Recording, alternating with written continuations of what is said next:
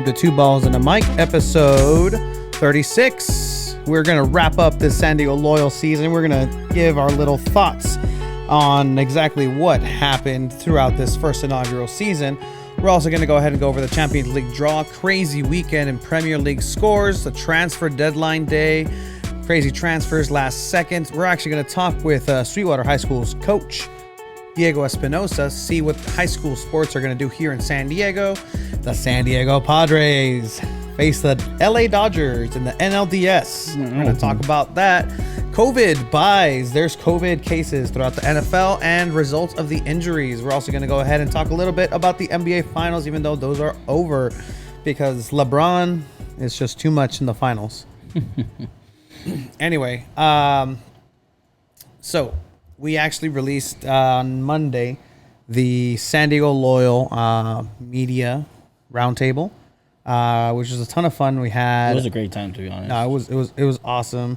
I feel like everyone loved it too. Just the energy that everyone had, just getting to talk Loyal and then celebrate everything that they accomplished this year. So it was a lot of fun, to be honest. It was a lot of fun. I do want to say though that it was recorded prior to the Phoenix match, so that's why we didn't talk about anything that happened after the Phoenix match. But yeah, it was. We had Fairweather, we had the Loyalist podcast, we had the Loyal Locals podcast, we had the great Cesar Hernandez. Who's Cesar Ramirez? I know it's Cesar Ramirez.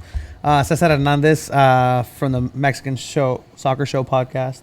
But yeah, so we kind of went about telling our favorite stories of this year. You know, we had obviously the one game, but we also focused more on, because everybody's talked about that one game, like on their pod. Like everybody's talked that March 7th game for good reason.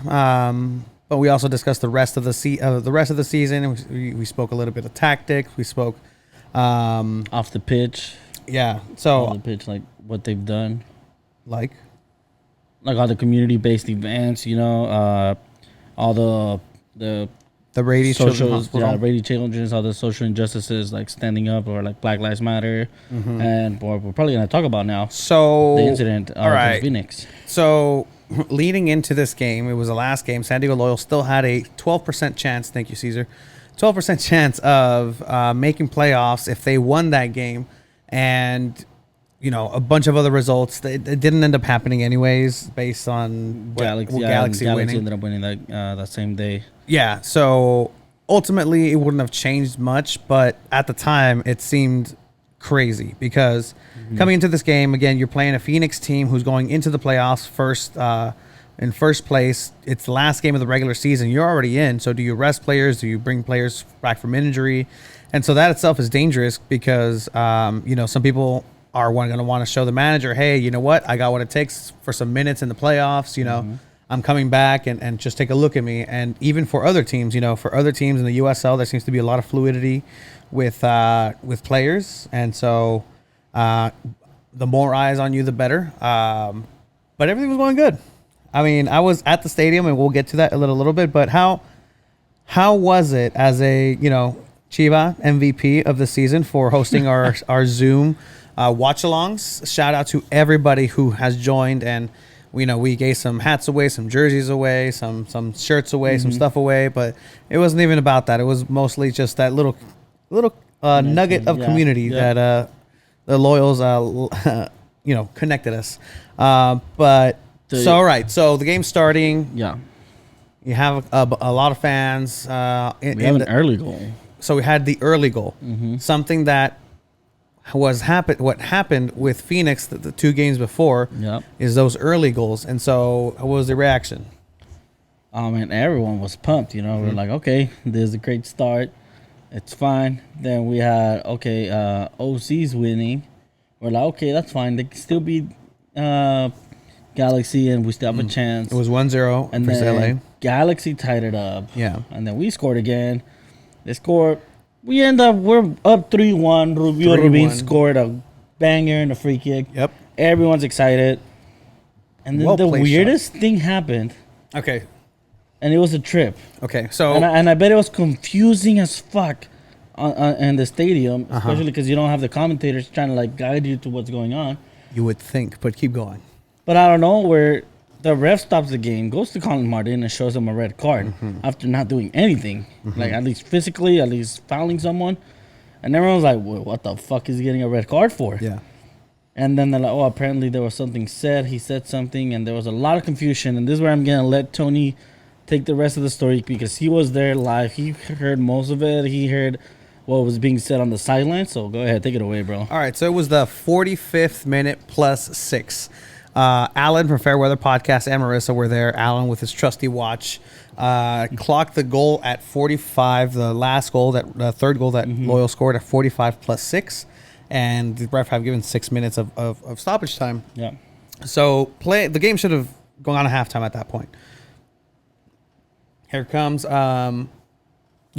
play resumes and whatnot. And so we're just kind of looking at stats and looking down a little bit just because the game's over. But out of nowhere, like, you just see everybody crowd around people. And so I think Landon said it with Darren, actually, like, you playing soccer for a bit, you know what type of like when it's like legit or like an injury, like, you know when it's legit, you know when it's not sometimes. Yeah. But yeah, so there was a scuffle, and then all I just saw was boom, red card, and we were like, whoa, what happened? All you see is Colin Martin sprint over to the fourth official and tell her, just to let you know, there was a player over there. I got red carded. Like, a player over there, like, said a homophobic slur. And as soon as he said that, they're close enough to Landon, where Landon heard exactly Colin explaining this to him, and he just exploded like, we just dealt with this shit last week. Like, just, we're out of here. And then that's where kind of things started getting a little bit out of hand. There was a lot of confusion in the stadium, but you clearly heard when Colin came over, everybody in the stadium heard, everybody heard it, him say he called me a homophobic slur. So me at that point, I think one of two things. First of all, Junior Flemings, did he not? I personally didn't hear it. I don't think anybody in the stadium actually heard it. That's why there's so much controversy. It's a he said, she said, or he said, he said. And so the game ended at that point. Landon went on the pitch. I've never seen it. The game was still going on. The manager's going in, but I had Phoenix bench like 20 feet away from me. You can hear everything. And they were just focused on the game, not necessarily listening to any type of reason as to what exactly is going on or trying to even find out what's going on. Because, if that's the case, and we'll go into it a little behind the scenes. After everything happened, and we spoke with Andrew Vasiliadis, the chairman of Loyal, and you can tell that he was just, he was ripped to shreds, bro. Like, he was not happy, but he was just torn inside. I know it's come out now that they actually had planned at the 72nd, 73rd minute with Phoenix to stop the match and have a banner to support racial injustice. And so I think one of the things that was just the most like, I don't know, like, it was said, the words like hypocritical. It would be hypocritical to stop the game after this just happened and then hold a banner with somebody who just did something like this. Yeah. And I completely agree. And so that you're just put in an awkward position from a moral standpoint to even do that. Anyway, as the game happened, there was confusion. Before the ref blew for halftime, there's the reserve team coaches on my right side who are screaming and yelling at the Phoenix players and bench players, hey, get Junior out of there. Get Junior out of there. Get him out of there. Obviously, I think they knew, like, the severity of what might happen because you heard Colin say it. And so then if you're still arguing, I get defending your player. I get defending your teammate. I get defending him on everything. Yeah. But if you're defending him without knowing exactly what happened, you're not helping the cause. And you're just problem, and you're just not you're just not helping the cause, man. And so there was a lot of that. 100%. There was a lot of that for the Phoenix bench. I heard Junior Fleming speak to a couple of players one-on-one, just telling them, I didn't say anything, I didn't do this. And so I was focused on that while at the same time, like, listening in on what Landon and I don't even want to care for his Rick name. Chance. Rich Chance, yeah. And so what they were saying. So game went to halftime, and so as soon as it happened, I'm like, okay, something's gonna happen here, because as soon as Landon found out that this was happening, he looked up directly at Andrew, and so he's like, he said something, made some signs, and so after they went to halftime, Andrew left. You saw Warren also go, and I decided to just stay in the stands. I didn't want to even go near the one porta potty that's right next to the outdoor locker room. You would be able to hear everything, just because I think that's a little too intimate for me to even try at that point. But definitely it was a tense couple minutes. Everybody was confused. Will they rescind the red card? Did they rescind the red card? They ended up doing it. They did. They did. But what Landon had said, and we heard it all on TV. Yes, and that's when they came back. Yeah, he told the coach, you know what? Either you send them out, you send them off, or you guys sub them out, or we're not gonna play. Yeah. And the coach said, I'm not gonna sub him out. And they had the altercation with the coach, Landon telling him, you know what? We got to get this out of our game. Like, this is not okay. And he's like, oh, it's not even. The coach said, it's how not long even. have you been playing soccer? How long have you been playing soccer? It's not racism. He's like, but it's homophobic. Yeah. Like, this has it has nothing to do with the game. Which leads me to my my question. A lot of people are saying, well, if this is what SD Loyal is going to do, what stops them, or what stops the team in the future? And I completely disagree with this, by the way. Yeah. But it's a lot of things that were brought up on Twitter, other people that I talked to. Yeah. What keeps other teams from saying something? Say they're losing 3-0, and then they're like, oh, let's just say something to their players. They're gonna end up leaving. I don't think that'll happen. Yeah, it won't. But the thing is, you gotta realize this is bigger than soccer. Everyone's been saying it. It's standing up for what's right. And yes, there's the arguments. Well, I mean, you guys should have kept playing, kicked their ass. And I think Andrew said it best on Twitter. We were kicking their ass. Yeah, no, It would be a completely 3-1. different story if they were getting destroyed and this 100%. happened.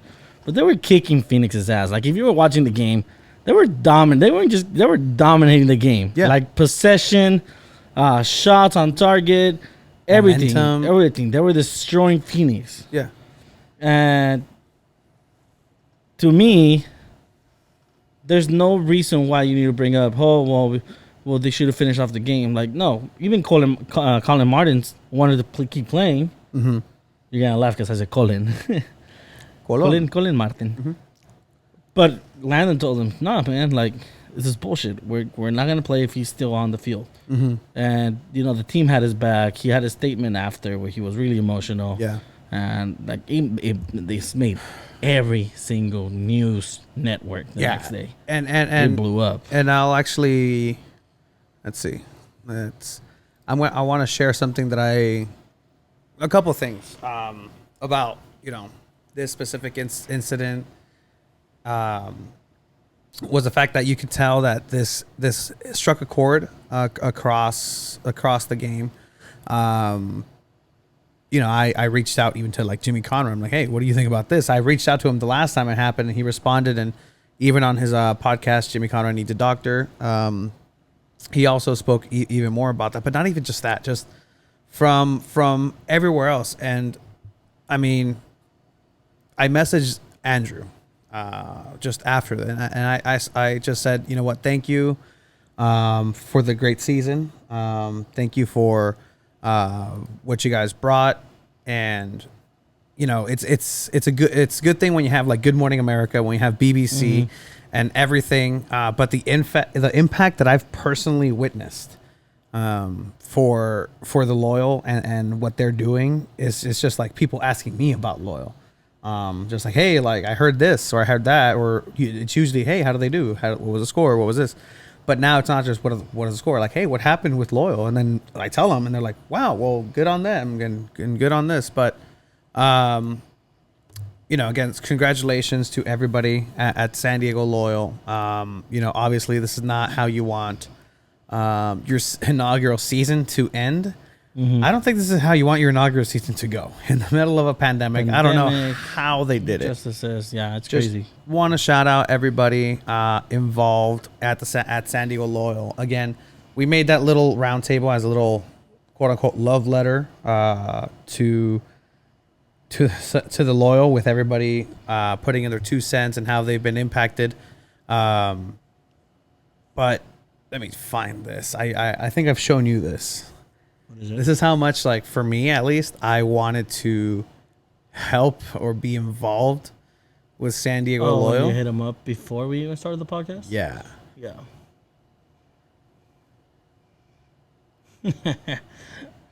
Wow, that was literally almost a year ago.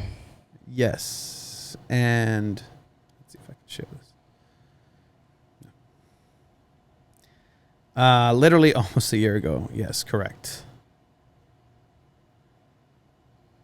I don't wanna give anybody's identity away. I mean, you can just tell them what it says. That's very true.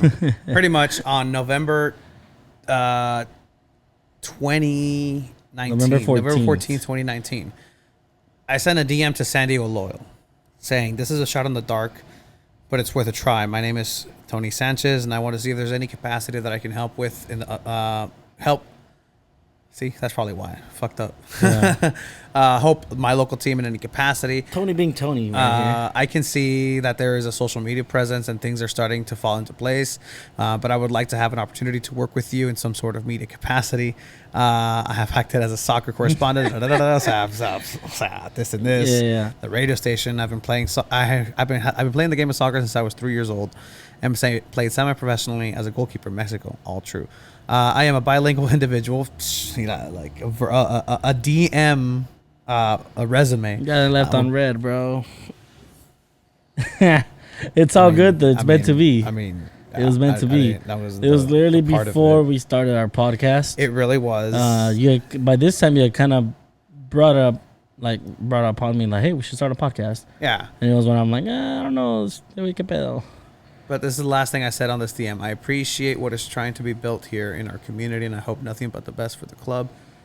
In and off the field. Thank you. And I think that in the private conversations that I've had with individuals in the front office, that was always the goal. This was before I met any of them.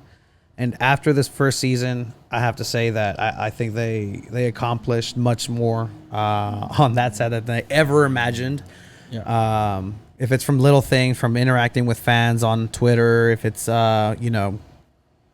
saying go Padres instead of those. Fuck are the Chargers doing? Go Dodgers? Okay. Yeah, never go mind. Dodgers. No. All right. Go Dodgers. No, go Padres, San Diego Loyal. LA, baby. Obviously, we have a whole another season to look forward to. Hopefully, we can see you guys in person when the next season comes up. We're not going to stop talking Loyal. We're still going to try to get people from Loyal to talk to us in the off season. I'm assuming the season's gonna start pretty soon after playoffs. Yeah. So everything that happened with COVID, how it backtracked everything. But I mean, again, it's gonna be interesting to see what players they sign, who's gonna leave, what the new team is gonna look like. One thing's for sure, this team is gonna stand for what's right, no matter who the players are. Yeah. And I'm honestly glad that we have Landon on our side because he's such an influential person. Yeah. And he's making an impact, man. And not just that, man. Like the fact that he's walking the walk.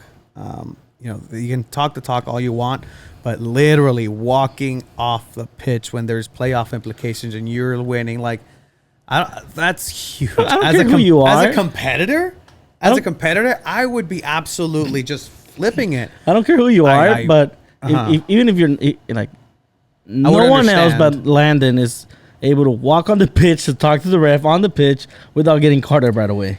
He ended up getting red carded after. They're like, no other coach in their right mind walks on the pitch to talk to the ref, touches the ref, and just like starts going at him in front of him. That was crazy. And I know for a fact that Rick Shantz, as of like an hour from recording, has released a statement. And from the reaction that I'm seeing, I think it's a positive one and a good step for him. And moving forward, which is what we ultimately want. We don't want people getting fired because of what they believed in or whatever. Yeah. We want them to learn.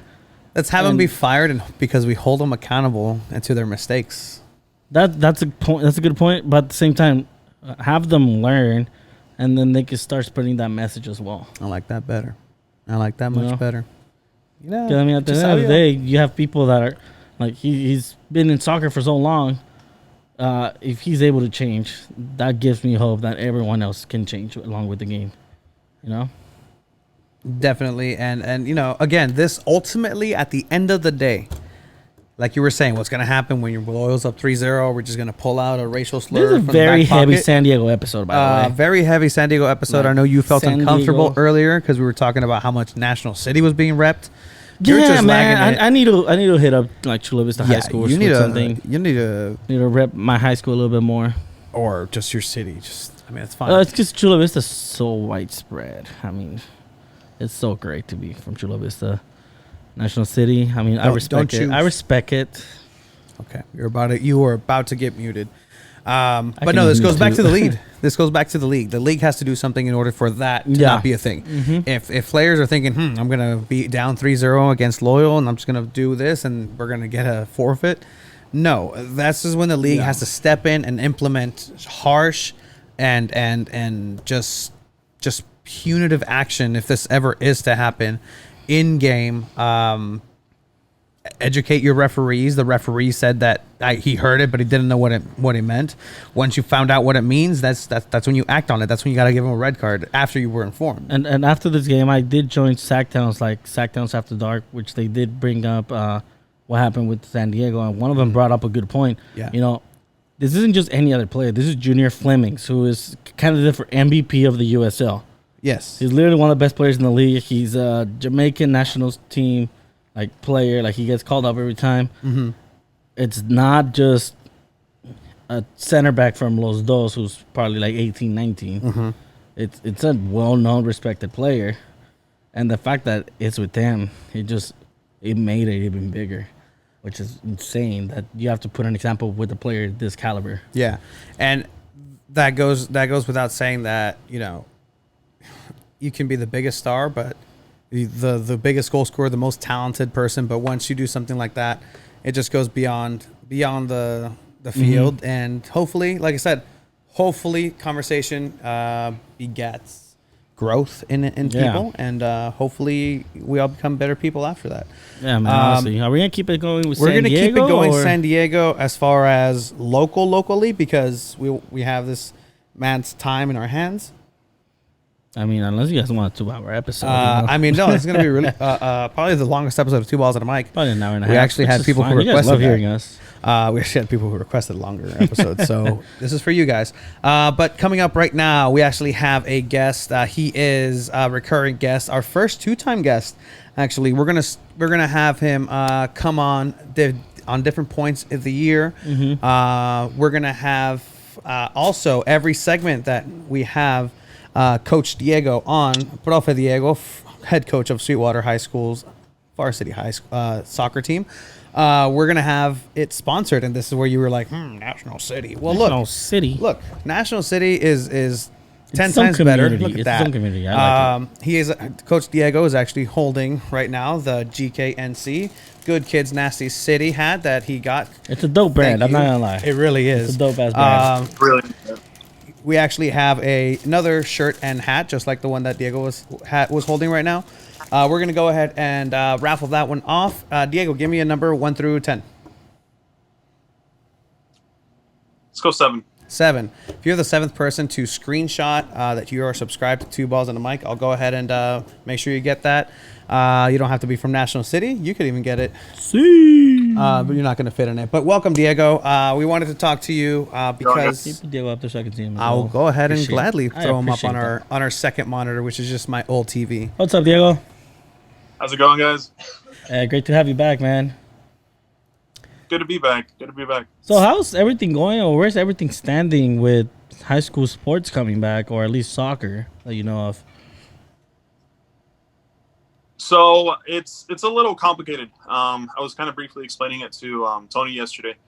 Right now, everything is set to go for the new year. So it all basically depends on the winter sports, and we're traditionally a winter sport, but anything that used to be fall sports is now winter.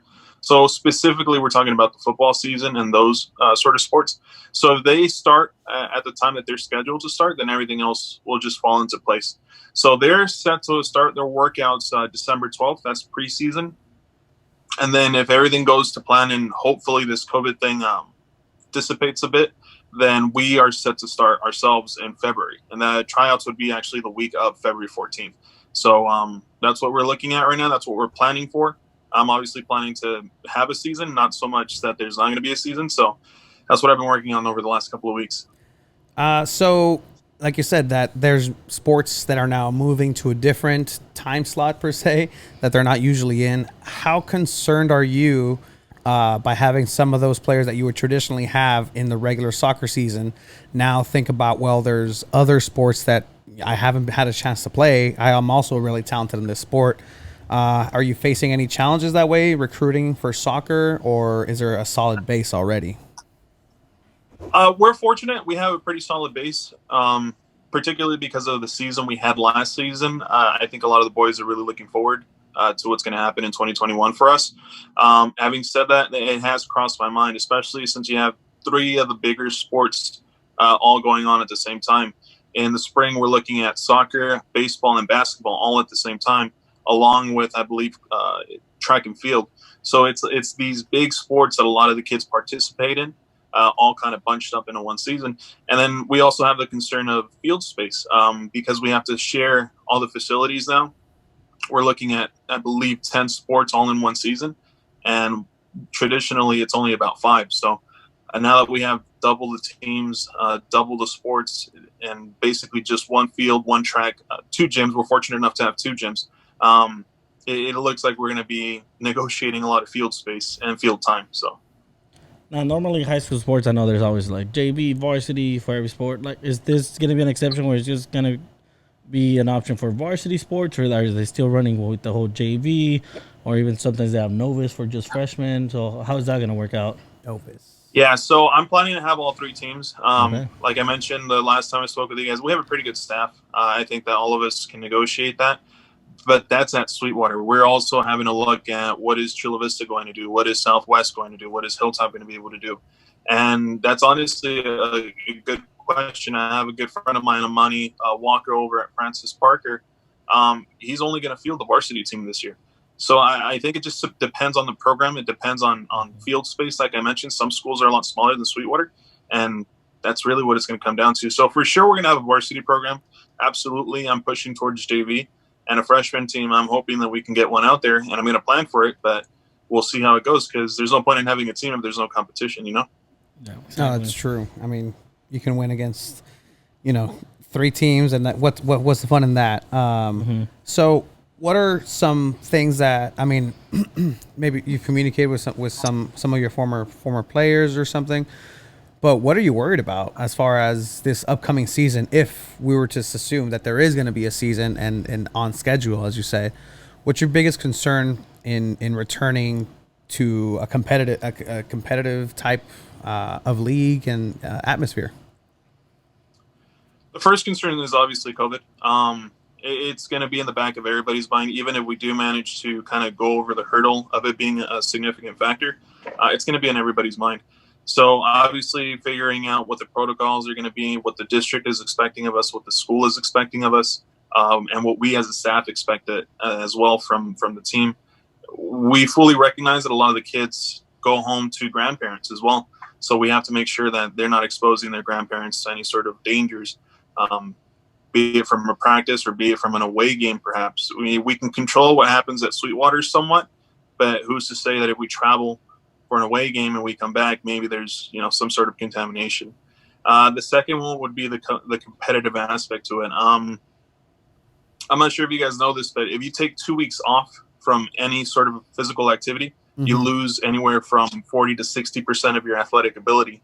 So even these kids who are pretty thin, they're athletic kids, I don't know if they're going to be able to play 60, 90 minutes at a full competitive level as soon as they start, sort of prepping with us. So their athleticism, their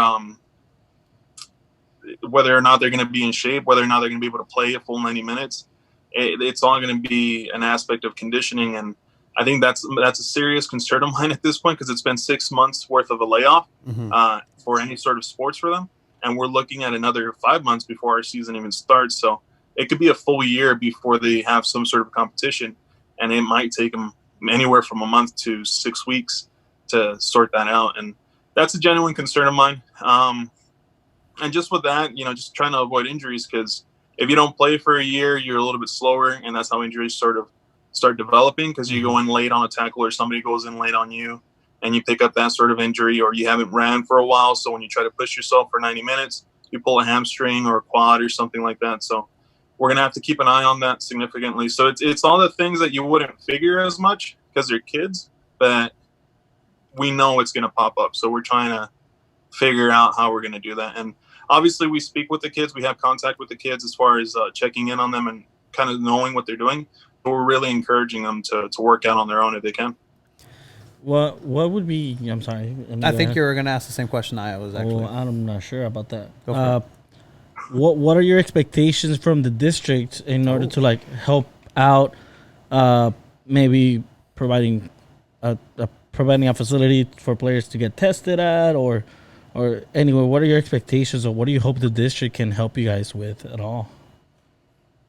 I'm sort of basing it on what the school's expecting from the district as well. I think right now it really is an individual responsibility. It's up to me as a coach, as the head of the program. It's up to the principal, for example, or the athletic director, us to have the conversation to know what we have to do, and not necessarily just rely on what the district is doing. Because one of the things about the Sweetwater district, for example, it's just so massive that maybe something that they detail as being a solution could work for the majority of the schools, but perhaps it might not work for Sweetwater, or something that works for Sweetwater might not work for Eastlake.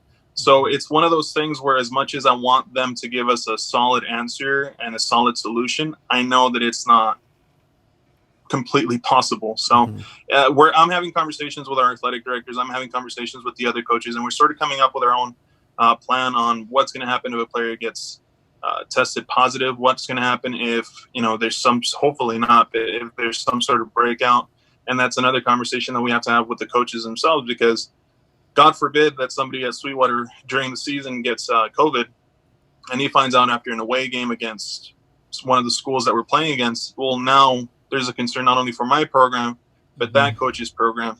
And if we have in-person classes and they do end up going to class the next day, then it's a little bit more of a concern. So it's one of those things where we're kind of, I don't want to say we're playing it by ear, because that sounds like we don't really have a solid solution, but we're constantly having a dialogue to sort of figure out what's going to happen if any of these scenarios do pop up. But I'm just hoping they could give us some sort of clear guidance on protocol. I think that's really what I want, is just protocol in case something does happen. So that's sort of what I'm expecting from them. Yeah, and we can tell you that there is protocols out there right now. Sometimes you have to break them. But if you follow them, you should be fine. Yeah. But I do want to say that if you are a student or an athlete, or you're listening and you're like, well, that's me. I'm usually pretty athletic, but I haven't played in 6 months. What type of drills or conditioning would you recommend at home? I mean, some of these kids have been, the blue apartments, man, like in Chula, in National City. Like, I don't know if you know what the blue apartments are, but everybody knows the blue apartments are in National City. Off the 24th. Yeah, exactly. So it's like, if you're in a confined space, how do you necessarily train? Some kids have very stern Mexican parents and don't say, mijo, don't go out when the lights are off. And you can't really go in the early morning. So don't go out because of the virus. También. So what would you recommend to that student athlete who's like, well, I want to start to get the motor running, but it's tight. Their space is tight. Right. So aside from hopefully being able to convince their parents to go for a run somewhere, a lot of the resistance workouts, I know that's definitely something that's been of fashion lately in the workout world, especially with the whole CrossFit programs. Mm-hmm. A lot of the resistance workouts do definitely help. So we're encouraging them to reach out to our fitness coach, Alberto. I think you guys have met him. Mm-hmm. He's really good at coming up with workout plans for the kids. So I recommend it to anybody who's been wanting or considering trying out for the program to reach out to him, to have a conversation with him, to see what sort of plan he could put him on.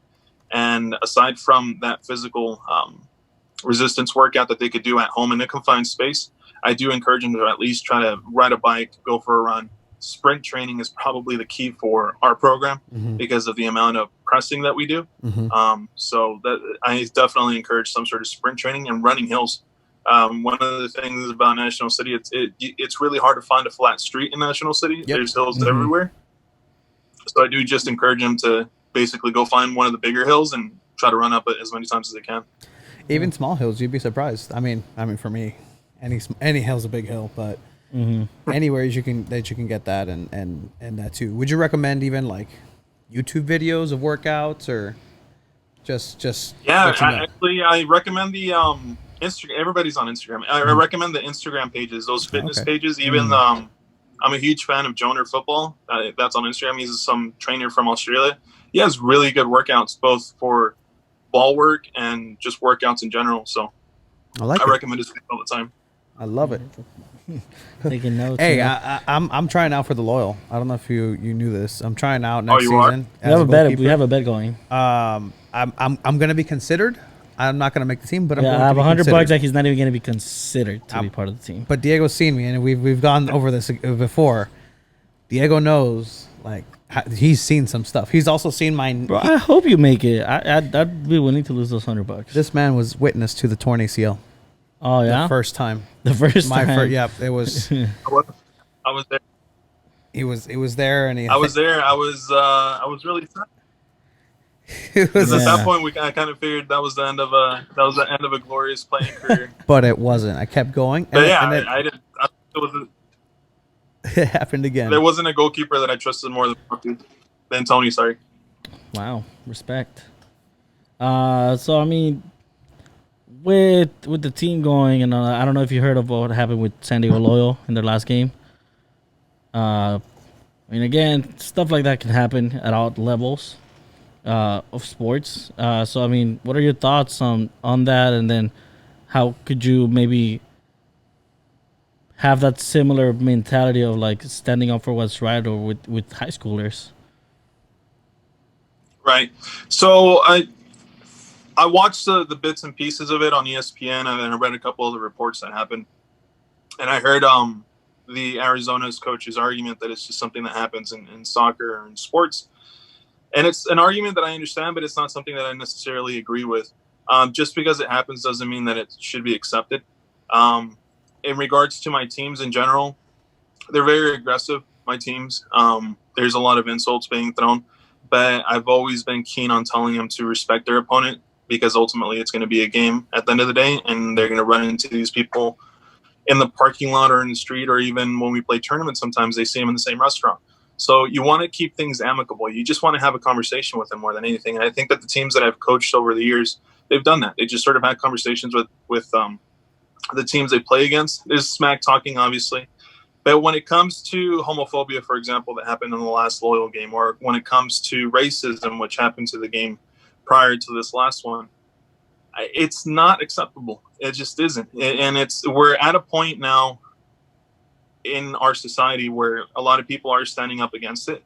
Obviously, a lot of the cultural phenomenons that have happened this year, especially with the BLM movement, point out that there's still a significant fault in our system, that these sort of things are still being encouraged to some degree by certain parts of the country and certain parts of maybe even this county. And I think it's important and it's critical for us that are in a position of some sort of authority as a head coach to make it clear to our players that it's not acceptable. You know, especially at Sweetwater High School. Sweetwater High School is one of the more open and accepting schools in the district. A couple of years ago, I think it was our prom king or queen that were members of the LGBT community, or it was homecoming or something like that. I can't recall. But Sweetwater's always been relatively accepting of everybody. So I make it clear to the players that certain words aren't allowed. I make that clear early in tryouts. And I'll be honest, sometimes it is tested because these kids, they have certain words built in their lexicon of just constant words. And I have to sort of make sure that I'm staying on top of it. And I tell my coaches the same thing, make sure that you guys aren't making these references or don't allow them to speak a certain way. And we make it very clear that this sort of behavior, this sort of language is just unacceptable. During games, I make it clear to them that you're not allowed to insult anybody and you're not allowed to insult the ref. Like, the only person talking to the ref is me. So it's just something that we have to sort of correct, and we have to make sure that it starts from us as coaches. And then hopefully from there you build a culture that they just don't do it overall. No, that's a great mentality, and that's honestly why we feel it's so great that Loyal took that stance. It's a professional team, and it's not just a professional team. It's the greatest soccer coach in U.S. soccer player in U.S. history. And look, you never know. Maybe soccer coaching one day. But it's important for you have the greatest coach right here. Okay, man. Come on, put some respect. In the making. In the making. He'll get his turn at Bayern at some point.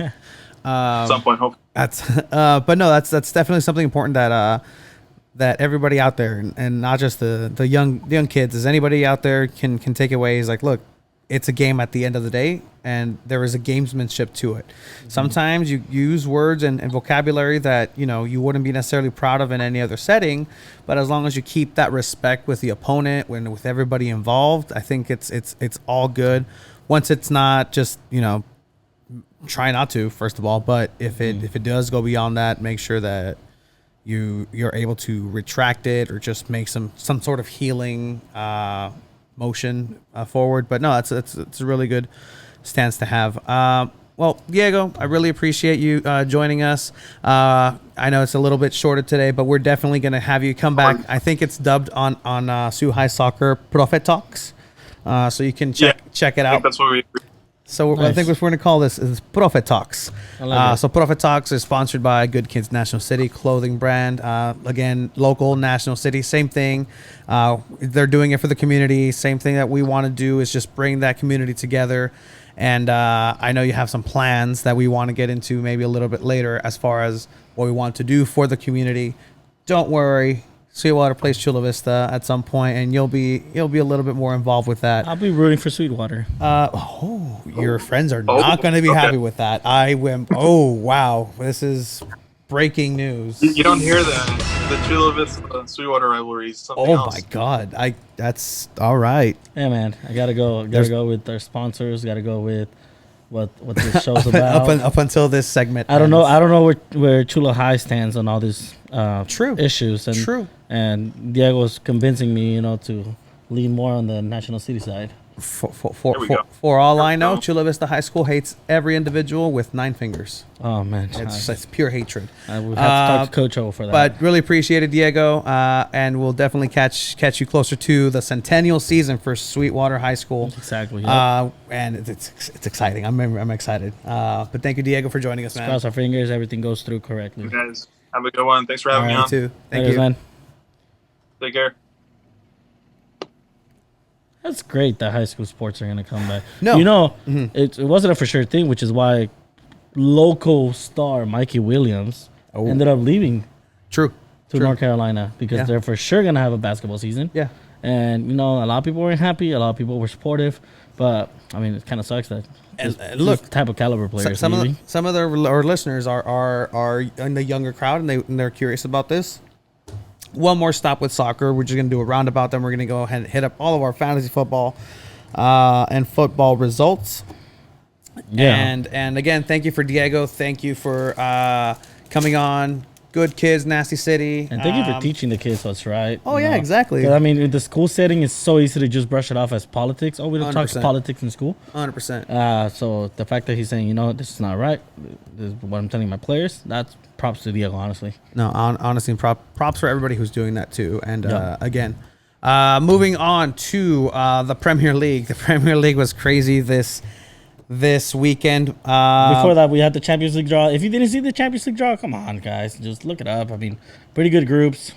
Pretty exciting groups. I think the biggest ones are like Man U against PSG. Who else do you have? You have Barcelona against... I think Barcelona had a tough matchup, right? Chelsea has Sevilla, the champions of the Europa League. Dude, who tied against Barca this weekend. So Sevilla is not someone to mess with. O sea, ¿quién es Atletico Barca? Bayern Munich, Inter and Real Madrid. Man City again with the easiest group ever. Liverpool with the easy group. Oh, they have Ajax. Dortmund don't really have anyone. Barca has Juventus, so it's going to be another great Messi versus Ronaldo showdown, which is, I think we all miss those. 100%. So we get Might be two of the- those. This might be the last two in their history, honestly. And I think, on the other hand, Group H, Man U get to play against their old defender, Rafael, who plays for Istanbul Başakşehir. Wow. I mean, Paris Saint-Germain was going to play against their old striker, Cavani, who is now a member of Nice, Manchester yeah. United. Congratulations It's on going to be a fun that. Champions League, It is which gonna- all starts in, I believe, about 2 weeks and a half. That's Yeah. crazy. It's crazy. Premier League, holy La Premier. crap. Well, Manchester United sucks. Yeah. And that's what we thought. And we were Maguire like, sucks. Harry Maguire sucks. Martial getting the red card. Oh, man. Hey, Hey, it happened. Hey, It happened. hey, At the VAR. same time, Lamela did go like this, but I I did guess see it, apparently this is a good movement in soccer, fair movement. Had he done it, it would have been a red card. I would assume. I mean, dude, okay, fair enough. Tottenham dominated us. Uh-huh. And I think Man U Mourinho, needs. oh, man. I think Man U was really active on this transfer deadline day, which we'll get to for sure. Yes. But they didn't get the golden boy I wanted. But anyways, Tottenham completely freaking destroyed us, 6-1. I was really upset about this until I saw. I mean, I The would still be later upset game- I would still be upset at it if I was me. Like it doesn't. Yes. It doesn't change. But the at fact least that we you didn't lost. lose 7-2 to Aston Villa. Mato, that was crazy. Liverpool. What's going the on? almighty Liverpool lost 7-2 Mm-hmm. against Aston Villa, which is insane. It is crazy. Insane, It is man. crazy Like, that it even what? happened. Again, I did the thing that you did not last week or the week before. We were like, let me check this lineup. It was the lineup, bro. Yeah, it was. It's the exactly. championship lineup. Okay, maybe Adrian in goal. I know there was a video on YouTube or Reddit was going around where was some Liverpool fan pre-match show. He's like, Adrian isn't. I'm not even trying. Adrian isn't even. He's no Alisson, but he's not going to go ahead and let 6 in like the other guys are. Literally said that. Literally said that. Shoot. And there you go. They got Adrian let 7. They didn't get 6. 7 in. He had 7. That's insane. it's And then you had crazy. West Ham beating Leicester City, who were on top of the the table, way you 3-0. said Huh? I love the Leicester- say. I actually Leicester- Leicester. I actually like the way you say that. Leicester City. I'm just, the way you mispronounce that. I mean, dude, it's crazy results in the Premier League. The table for Everton, yeah. James Rodriguez is fucking 7. killing it. Oh my goodness! Fucking killing it. 2 goals and an assist in his last game. Unbeaten. Oh, man. Win. Last 4 games. The only 4 games. Win. Look at Aston Villa. 11 goals in favor, 2 against, 3-0. I don't. Oh shit, man! Let's. This is not what we expected as a start for the Premier League. Let's take a look at. Let's take our YouTube. Let's take our YouTube viewers in here, because we do have a YouTube channel for those of you that are listening. 2 balls in the mic. You know you listen. You guys can watch too. Right. Well, you just lost all the listeners.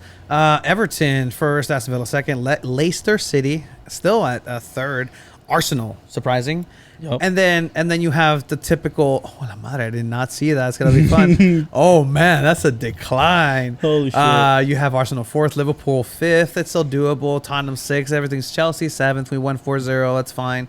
Finally, our players are clicking, and then you have to go all the way down to 14th for Manchester City. Fuck. And then you Wait. gotta go And wait. all the way down to 16th. Disgusting. You guys have 1 victory. Look at that. losses.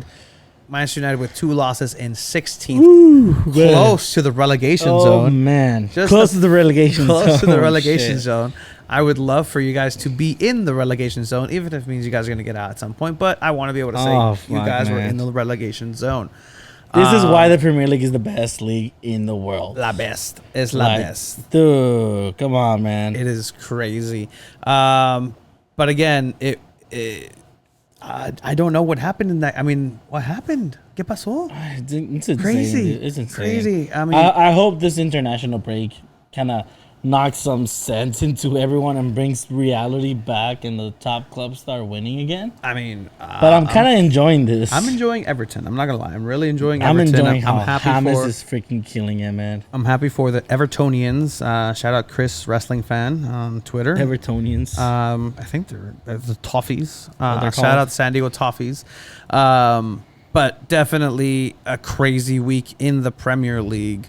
And you were mentioning over in España, Sevilla ties against Barcelona. Yeah, that was pretty much the big Real news Madrid, over there. yeah, that's pretty much. I mean, it's fine.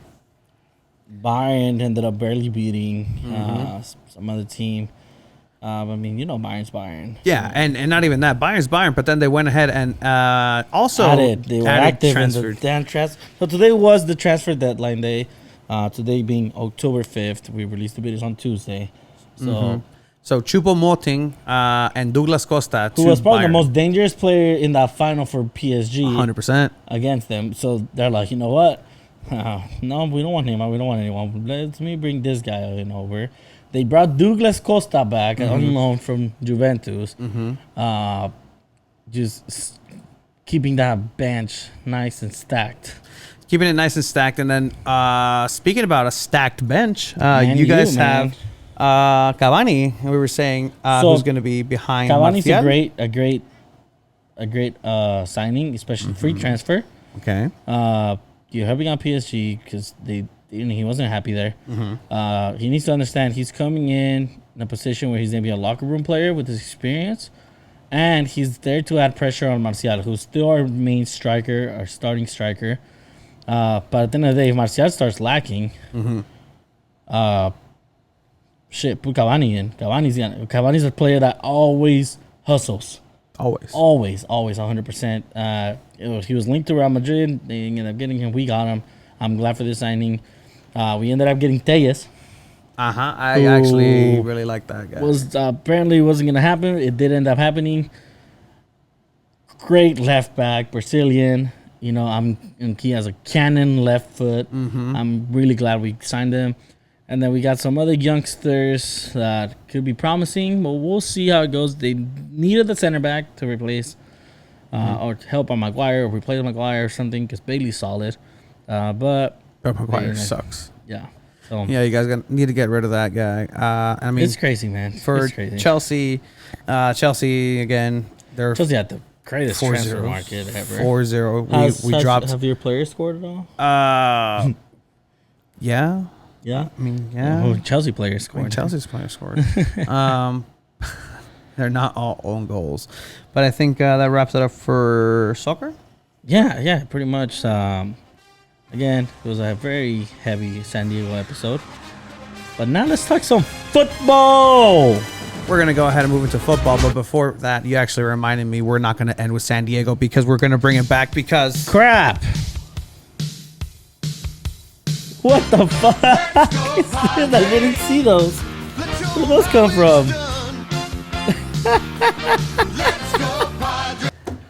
Padres Oh, shit. advance, beat the No. Cardinals in a 3-game series to advance in the National League divisional round You guys against didn't sweep. your stupid Dodgers. You guys have won care in to the make a regular bet? season. Care to What do you make a want? bet? What do you want the bet to be? What do you want? I don't know. What do you want? You're the one that's saying bet. You're the one that's I don't know. How good are the Dodgers doing? Right now? $500. Oh, hell See, you don't no. even care about your team. I knew it. We No, got I don't this, give a fuck about Padres. baseball We that got much. this. Oh man, it's gonna be a sad episode next week. By next week is the playoff, like that series over. Yeah, so it's a 5 games, so we're not gonna know what's gonna happen until the next episode. But for now, We're gonna have a sad Tony next week, guys. or not, you're gonna have a Dodgers in 4. Dodgers in 4. You know I what? think you guys are gonna take the first one. Padres in 5. Padres in 5. You're gonna be unfazed because you don't really watch baseball that much. But I'm gonna be happy I trust the Dodgers. as a clam after the Padres San finally Diego get that was big monkey popping off in their back. downtown after that win. San Diego was downtown was Yeah. packed. Look, it's the I didn't know the Padres had that many fans. To Okay. be honest, All right, that hurts. You guys were you're hiding in somewhere. We're I don't we're know staying where home. We're being all the responsible. Padres fans started blossoming into the streets. Yeah, we're all here. We're that cathartic release of energy.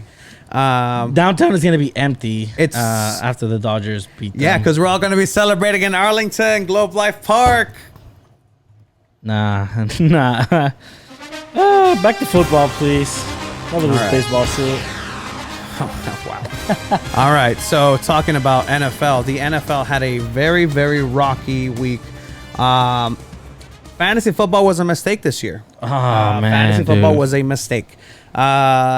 Who thought having fun was part of the fantasy football this year when you have a pandemic? Obviously, before Postponing games left and right. the first game that was announced that was postponed was the Steelers versus the Titans after a couple players from each team tested positive. Obviously, the right call to move it. I don't know how right of a call it is to still move forward with some of the other COVID. I don't really want to get into that necessarily. But first, let's go over what did happen. Yeah, we're not here to talk COVID. We're here to talk sports. We've been talking COVID for the majority of our existence related to sports. Anyway, Broncos Jets. What a yawner! I didn't watch that game. Why? Because I was actually watching. Stop, dude. All right, Oh I was my watching God. my Padres get the victory against the Cardinals in the game 3. I watched some of the game, but I mean, at the end of the day, it's the Broncos against the Jets. Not only Broncos against Jets. So exciting. It's the Broncos with a third string quarterback, and then Sam you have Darnold had Sam an Darnold. impressive run. Heat run, all right, but they still lost against a terrible Broncos team. Jerry Jeudy, I guess, the only hope and savior if you're a fantasy football aficionado. Noah Gordon popped off too at the end. He did Getting pop the off. winning touchdown. I picked up Jameis Crowder. People forgot about him coming back, so Not a you, receiver. you might want to pick him up. Waivers. Moving on to the Saints and the Lions. The Lions were killing it at first. They I were think killing that's it. the story of Matt Stafford's Yeah. life as a Lion. Like they were killing it, and then I think he predicted the winning probability to be good enough, and then he stopped trying. That's exactly what happened on the Hell. That's literally He's a what math happened. genius, Math you know. genius, absolutely. The Saints get a good victory out of that one. Alvin Kamara popped off. Still no always. Michael Thomas. Michael Thomas said they might come back, might not. Very late in the game. The Lions. Matthew Stafford got me some good points. Yeah, me too. Math genius. He's all. nice. Chargers at Bucks. This was a crazy game because Justin Herbert Started out slinging the ball, man. slinging it everywhere. Austin Eckler went down with an injury. It looks like he's out for a long time, if not the So- season. Try to trade for Kelly, or if he's in your waivers somehow. If he's still in the waivers, if he's not, then you just have Justin Jackson, who is the third string now, second string. Tom Brady. doing Tom Brady things. 5 touchdowns. Yeah. 5 touchdowns. Mike Evans went off in this game. I played against a couple of Mike Evans, and I hate him right Same. now. Jaguars, Bengals, Minshew Magic. This is a game that fucked my parlay up. Really? Jaguars +3. Uh-huh. That means it's 25. You had 3. So Yes. 28, 33. I still lost. But yeah, I would have made $100 if that one would have hit.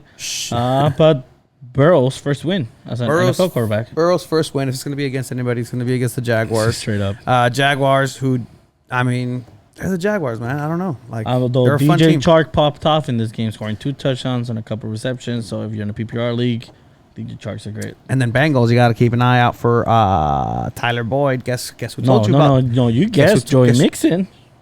Oh, absolutely. How did I skip that? Hey, No, guys. Joey Mixon remember? with probably the first 40-point week for a running back. Depending in the PPR or not, but Joe Mixon went off, and I you told called it. everybody, Yeah, you called that. just hold on. He's going to pop off. If you But have... against the Jaguars, is he gonna pop off like that again against a solid team? He's been Probably playing not. against a pretty good front seven in the last couple Probably games. not. So if you have Joe Mixon right now, you might want to start trading I think high. you shop him trading around high, 'cause shop it's- him around. You could probably end up fooling someone. Because next week, Giovanni Bernard's going to take that ball away from him. Vikings, Texans, another... We called that one. We called Vikings Which, coming back. before this, They fired.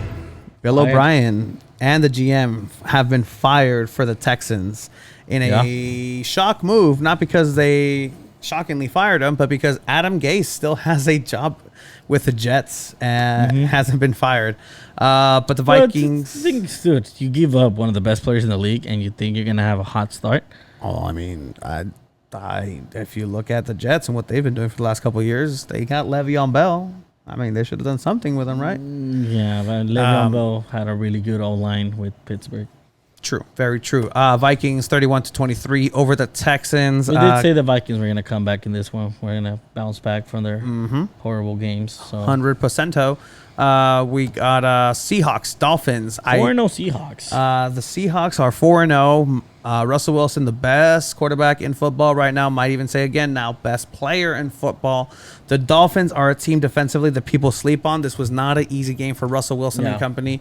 Chris Carson coming back. He was a great running back, and he had a couple of touchdowns in there. He did get tested for a concussion protocol. Yeah, but he came back in the same game and still ran like a madman. Lockett in this game. That's what you get. Nowhere to be found. Nowhere to be found. But DK Metcalf like cheap shots. actually came through. This was the surprising score. Was it though? I mean, 49-38. I mean, I said surprising score. I didn't see the result. That's very true. OBJ popped off in this game, getting if it's a PPR, he got over 38 points fantasy wise. Yeah. He popped off though on that last play. The Cowboys somehow managed to make a comeback, and they couldn't seal it off this time because they weren't playing the Falcons. And yeah, exactly. They could have had that onside kick, and even then, they still had a little bit of time. But I think it was an interception down in the red zone that led Dakota and his team to slide down to 1-3.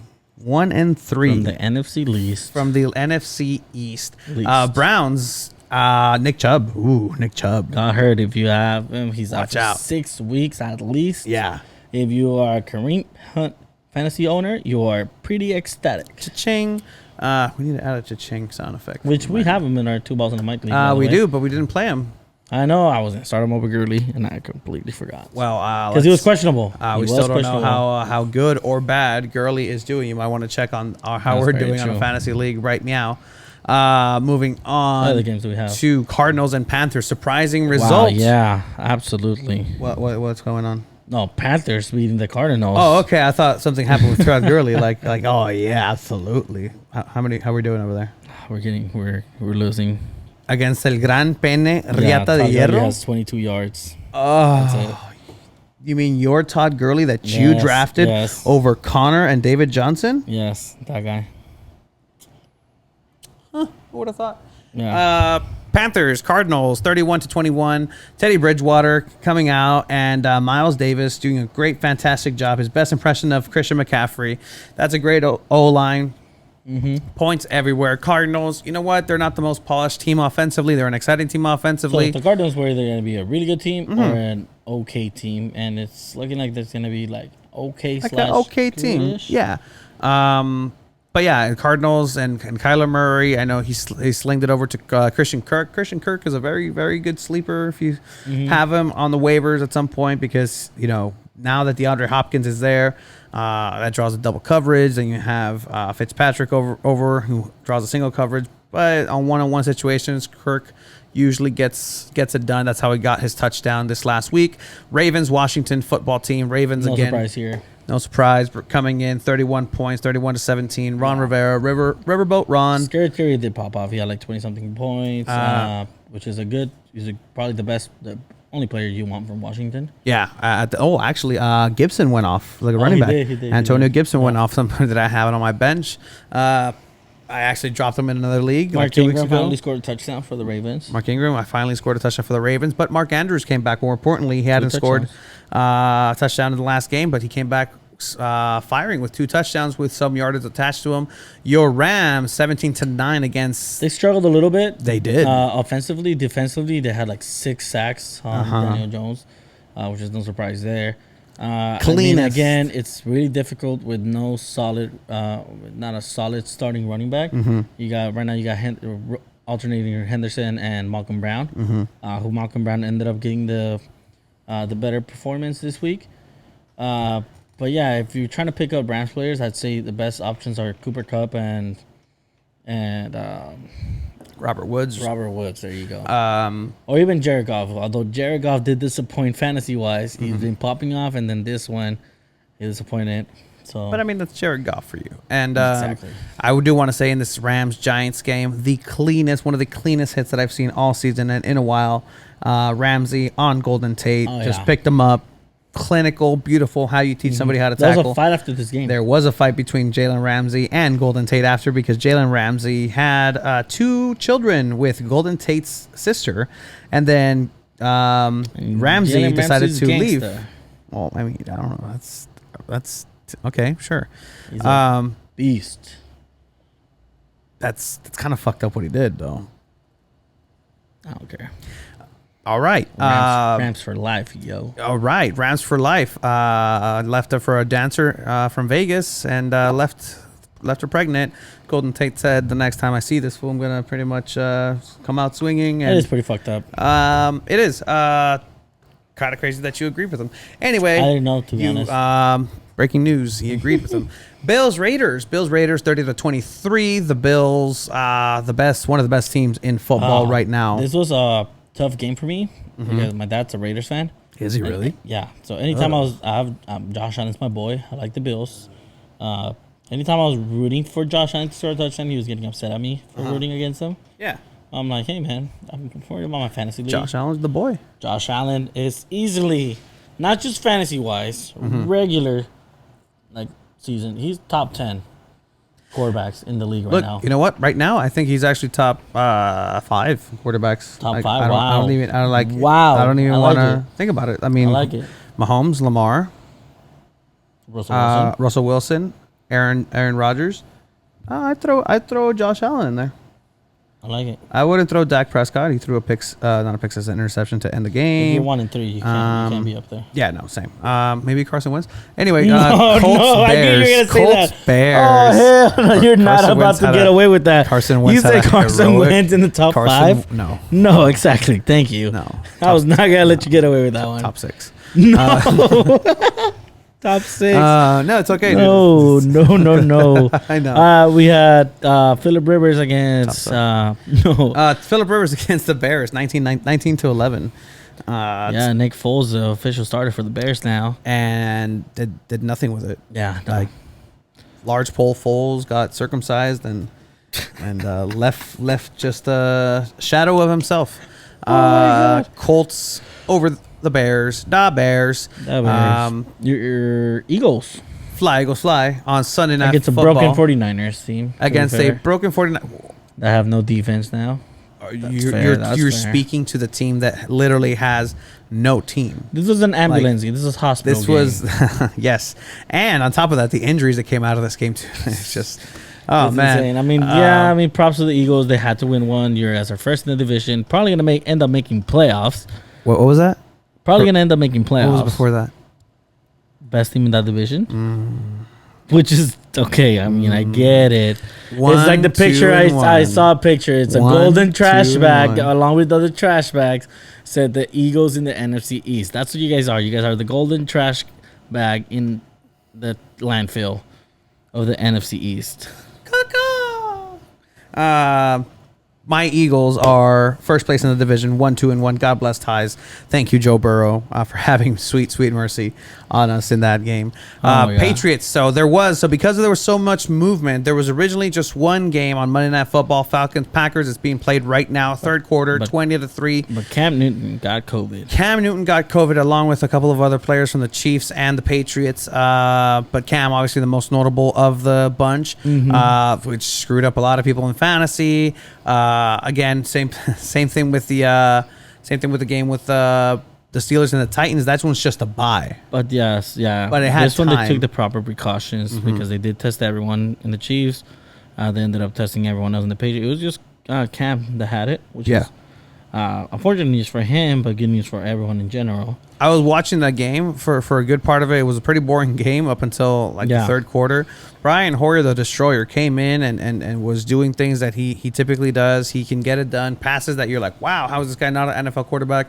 Then he gets a strip sack and lets the ball go and then gets replaced by Jarrett Stidham, who then throws a pick immediately into the end zone. Obviously, Cam. Bill Belichick had fun in this game. Yeah, he had fun, but I'm pretty sure he didn't have fun with the result 26-10. He probably misses Brady by now, but I mean, he misses Cam, bro. Like he would have been much more competitive with Cam.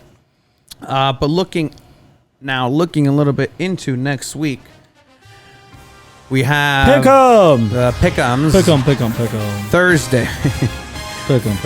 Thursday we have the Buccaneers versus the Bears. Thursday Night Football. Bucks all the way in that one. Bucks all the way. Bucks all the way in this. If you have Mike Evans, you have Tom Brady. You play those sons of bees. If you have Jones, you might want to watch out because Jones might be benched if Leonard Fournette does come back. Moving on to Bills Titans. Bills 5-0. Jeez, Bills going 5-0. I think this might be the first game where the Titans figure out the Bills and the if Titans they can don't get postpone it. If they don't postpone it, that is a fantastic point. But I'm gonna take the Titans on that one. Wow. Okay. Jags Texans. I think this is finally new coach, whoever it's gonna be. Deshaun Watson will be unleashed. Pobrecito Jaguars. Jaguars are primed in for an ass whooping from the Texans. I'm taking the Texans. I'm gonna trust the Jaguars in this. I think the Texans are probably one of the worst teams in the league right now. Okay. Along with the Jaguars. I mean, this is the worst of the I worst. believe in the magic. Minshew Magic. We have the Ravens and Bengals. Ravens at Bengals, I believe. Wow. Yeah. This is gonna be an ass whooping. It's another ass whooping. Oh man, I can't believe you believe in Joe Burrow that much. Yeah, of course, man. The little orange microphone and everything. Oh, we forgot to change them. No, I We're purposely supporting left SD it. Loyal. No, yeah, I got the Ravens for sure. Yeah, definitely Ravens. Panthers, Falcons. The Falcons right now losing 20-3 against the Packers. Falcons are my bad. Let me rephrase. Texans are not the worst team in the NFL. Falcons are the worst team right now. You say the Falcons are the worst team in the NFL right now, so you're saying, I'm thinking based on the performance last week, you're going to Panthers. take the Panthers. Yes. I will take the Falcons on a bounce back for that. The offense is going to come back a little bit too much for the Panthers and Teddy Bridgewater to catch up. Chiefs, Raiders, that's going to be a good game. It is. And I honestly think the Raiders are going to put up a fight, but it's going to go with the Chiefs again. Cardinals, Jets, Yawn Fest. I'm not going to watch that game.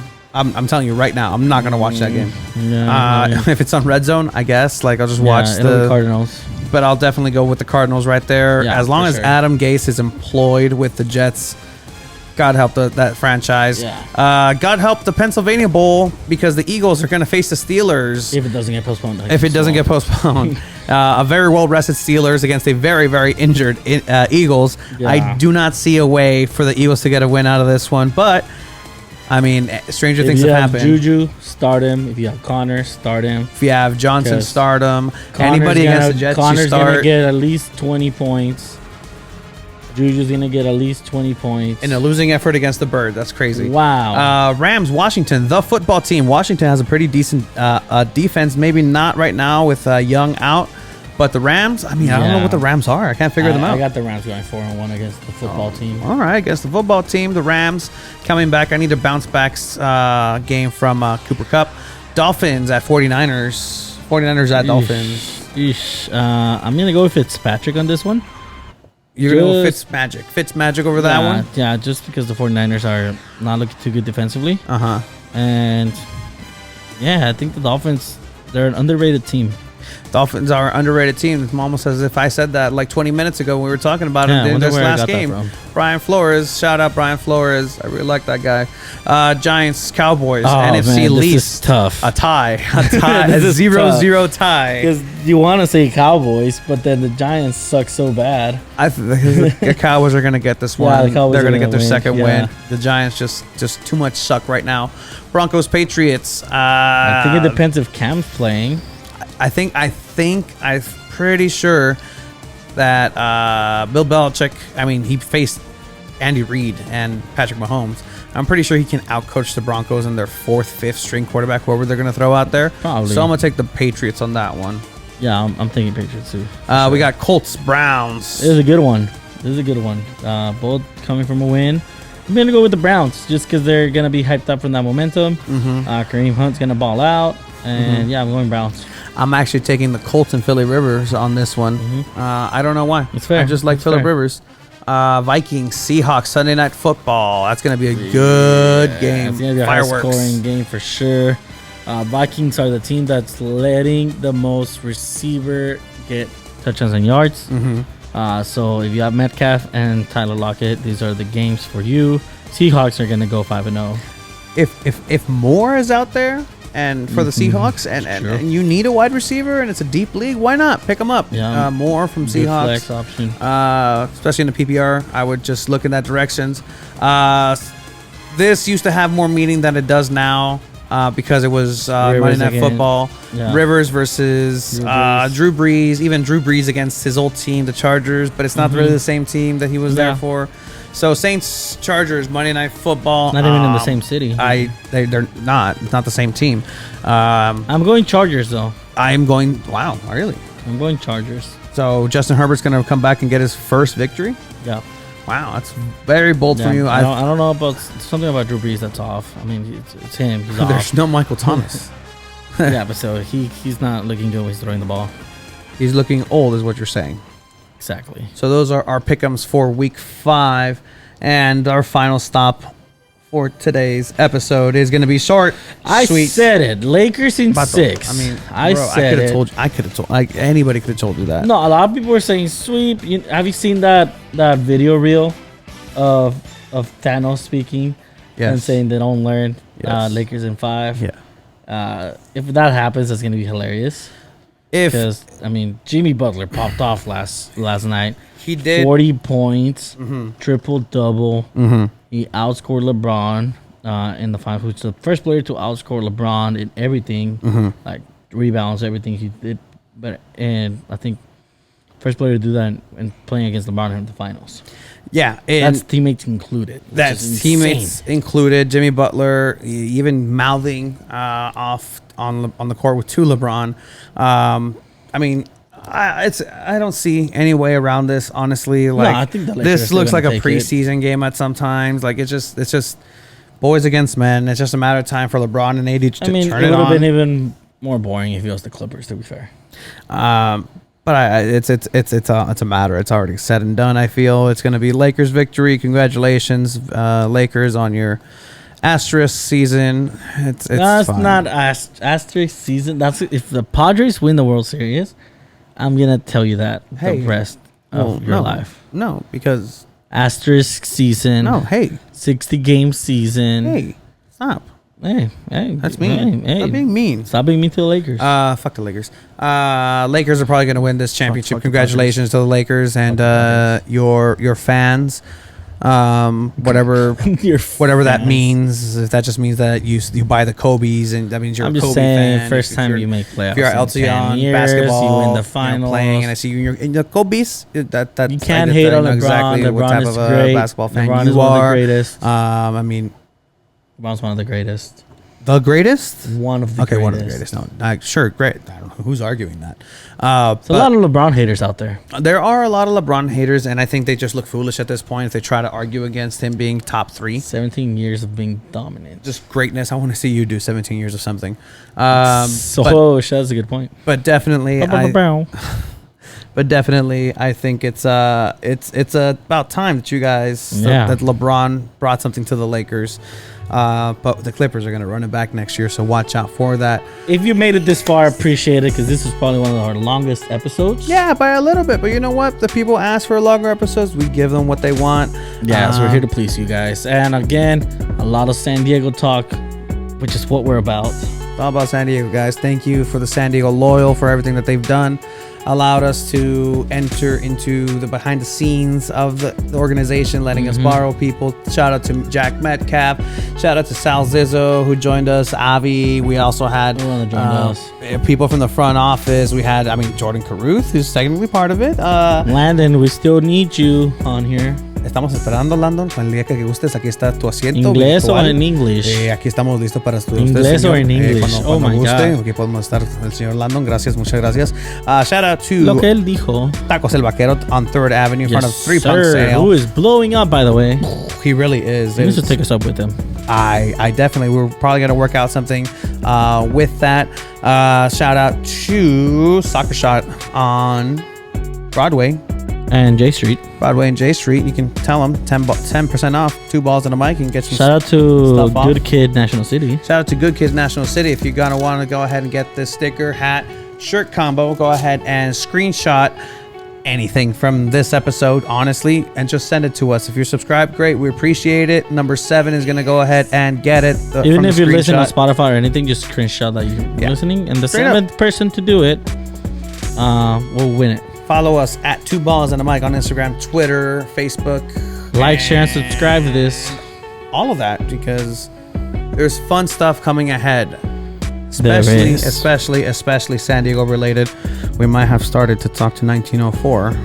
Ooh. So there you go. Thank you for joining us, guys. Really appreciate it. Yes, sir. And Later. Later. See you next week.